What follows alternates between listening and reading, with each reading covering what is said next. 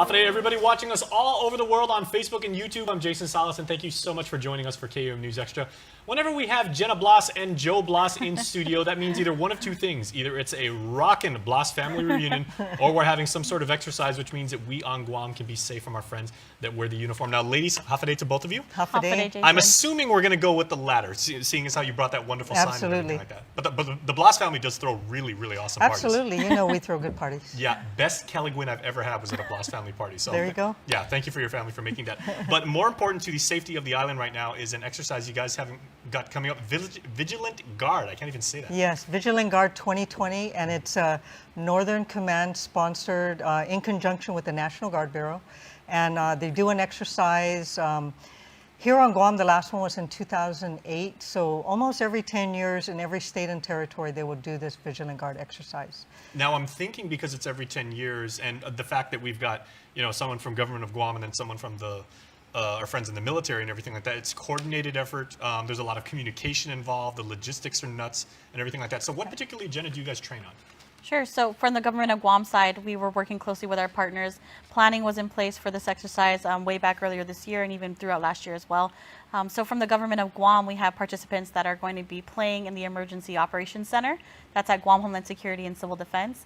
Where they'll actually go through the responses as far as requesting for resources and making sure that they're deployed and making sure that they're able to support the National Guard throughout their exercise. And Joe, this sign, if you guys can just like hold that up. Sure. Because our budget is so wonderful, we can afford an easel. But that's a beautiful sign. And I'm looking at it. You've got some things that look like maybe natural disasters. There's a helicopter over there that implies it's search and rescue. There's also a chemical biological component to it. It looks like and everything like that. And then looking for a missing child, it looks like, and everything like that. So what are some of the staged events, Joe, that at least you know that you'll be covering? Right. So when they do the Vigilant Guard exercise in any of the states or territories, they want to make it as realistic as possible.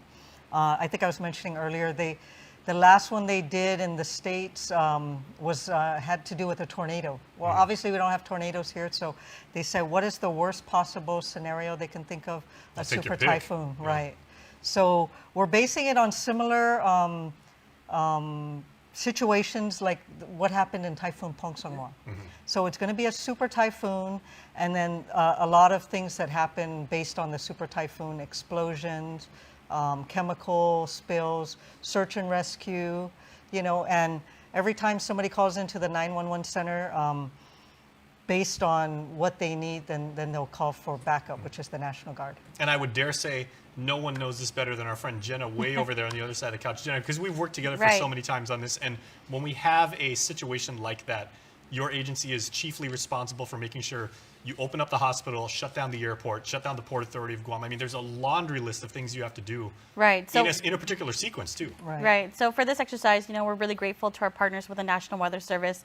They've actually come up with some products for this exercise to simulate what a typhoon and what the impacts would be for the island of Guam. So we've been going through the exercise and the motions throughout this week for the actual storm to impact. But I know a lot of the response efforts are what the exercise is about. It's really after the storm has passed and what happens after that. So we've been really busy as far as this week, and we look forward to the next week as well. And I would dare say, you know, we've talked about this the last couple of times we've talked about these kind of exercises, because this is not the first, obviously. We've had several in the past few years. But with the advent of social media now, both of your organizations, probably Jenna's more than you, Major, you get a lot of feedback from the community.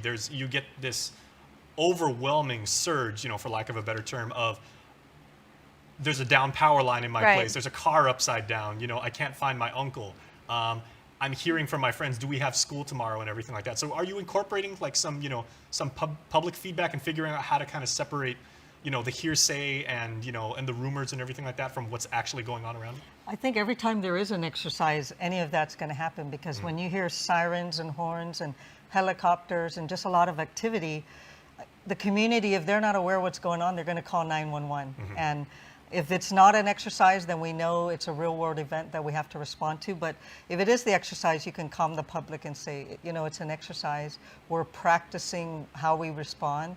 So, you know, if it happens, a real-world event happens, we'll be able to respond. But yeah, everything happens through Guam Homeland Security. So when somebody calls 911, they have to see what's the situation, and then if they need help, they'll reach out. How long is this going to be going on? Well, Right now, the soft start happened, like she said. National Weather Service gave us the feedback that, hey, there's a storm in the area. So in the National Guard, we've been doing heavy weather briefs. This is an exercise, by the way, Right. if you It's guys an just started exercise, watching. Yes. correct.